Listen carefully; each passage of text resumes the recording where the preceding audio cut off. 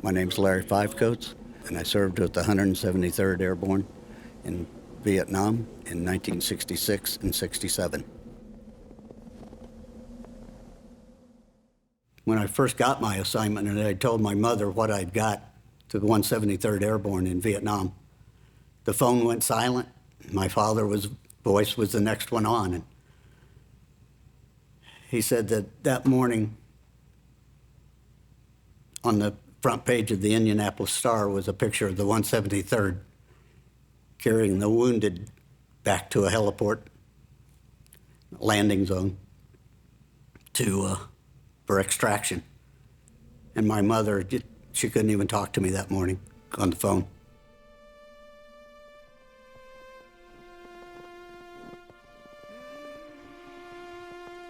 Walk with me, Lord.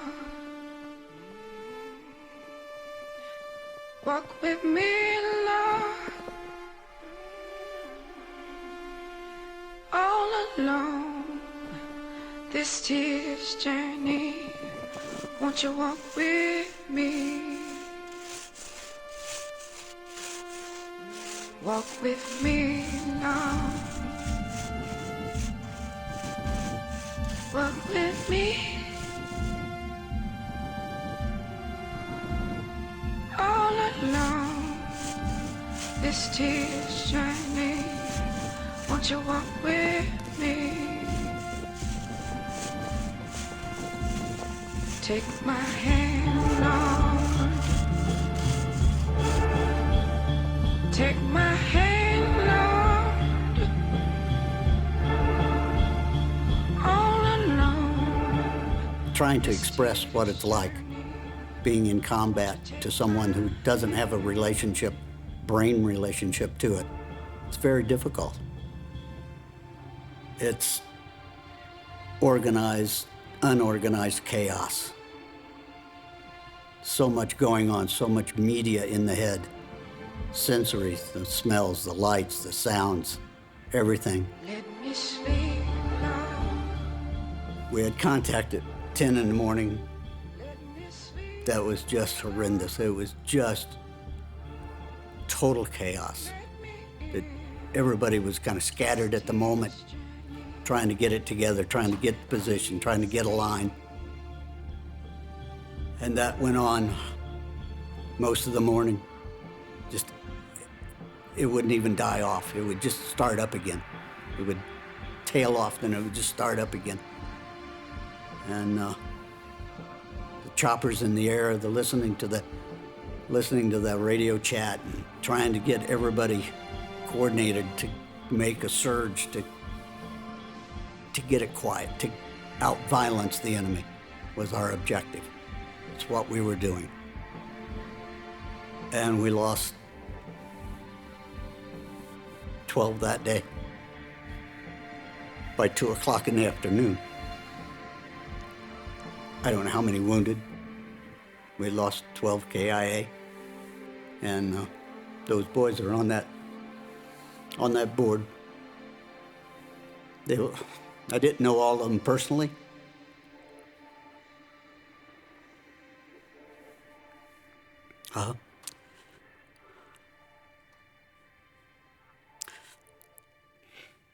My heart goes out to their families, even now. I keep that shadow box in the office at my home. One of the worst days of my life was that day. Coming back, it was a very odd thing, because one day you're in the field doing your job as a rifleman, as I was. 4 days later, I'm sitting on my front porch in a little town in Indiana.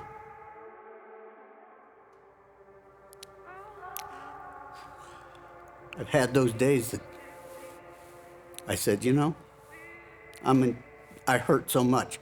I can't figure out what's wrong with me. I just don't know. I could have sat down and used the gun that day or something else. The wives, the grandchildren. Those are all things that come into my mind when I had my dark days. And I just needed those pictures in my head to not do the inevitable. I didn't want to go through that. I didn't want to put anything off on them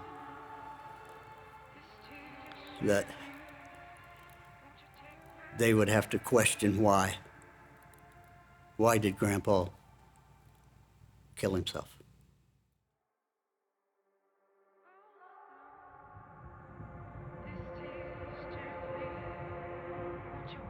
But it's an amazing feeling to come back from that dark side, to really understand that it just takes a few seconds of not thinking is all it takes. And you can stop your own pain, but you cause pain to everybody else around you.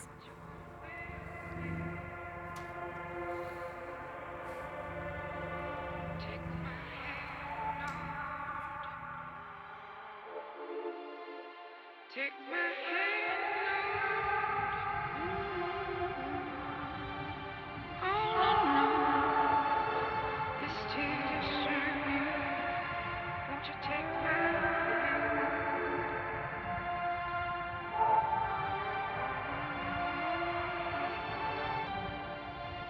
I rolled off the couch one day, mid-morning, and I'm thinking, that's it, I'm done. I'll just get it and do it. I had a few seconds to think,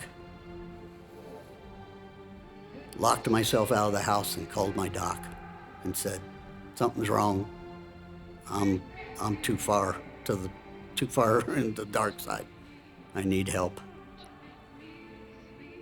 And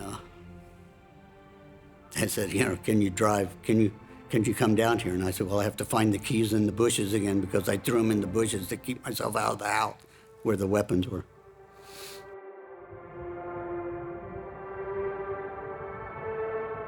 Coming from where I did,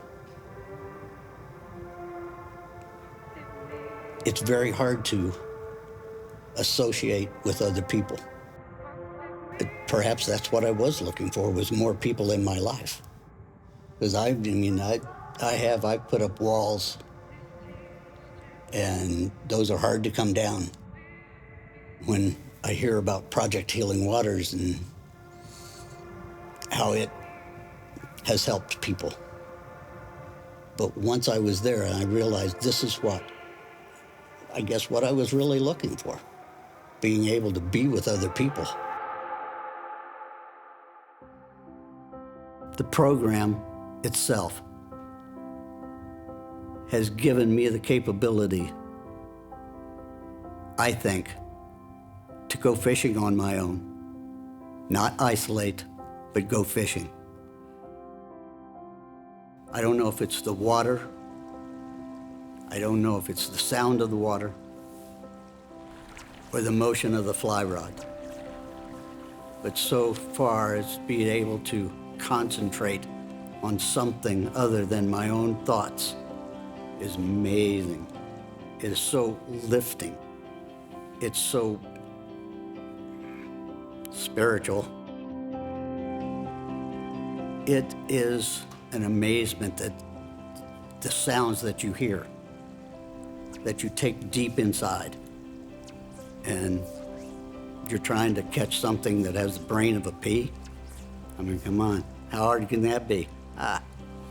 It's tough, but it's pitting yourself against yourself to get the presentation right, to get the bug right, to get the float right, to get the cast right. And you're doing all these things and you don't even realize it. And it's just so, spend hours just doing that. And everything else is gone. Life outside of that stream is non-existent. It's me in that stream or me in that pond. And it's just, it is so uplifting that it's just, the endorphins, I think, kick in the brain and said, I want more of this. I want more of this feeling. And that's what I want someone out there to realize, that they can get out of their own head and get into that fish head and try to catch that fish. Try to catch me if you can. And know that somebody still got your back. If you have a bad day, that water will take that right away.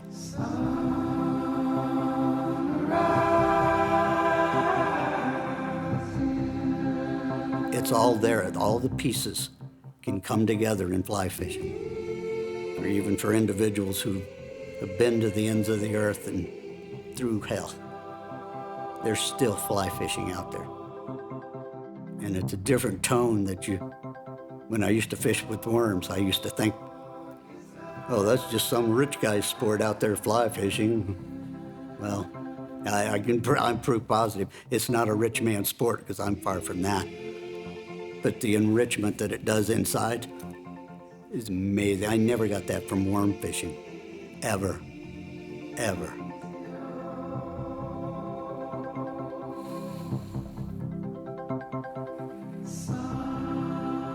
Most of 50 years, 40 years, my family has been my sole friendship.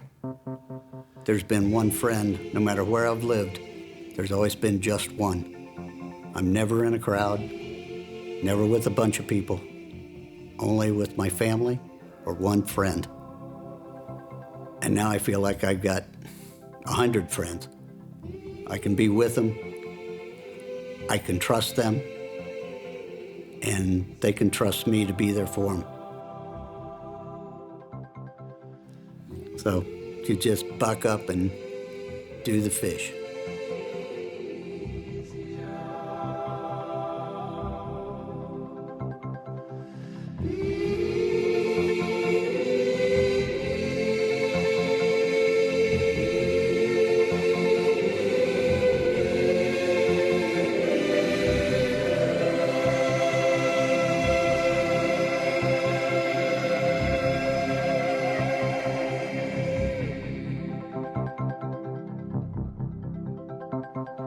Sun.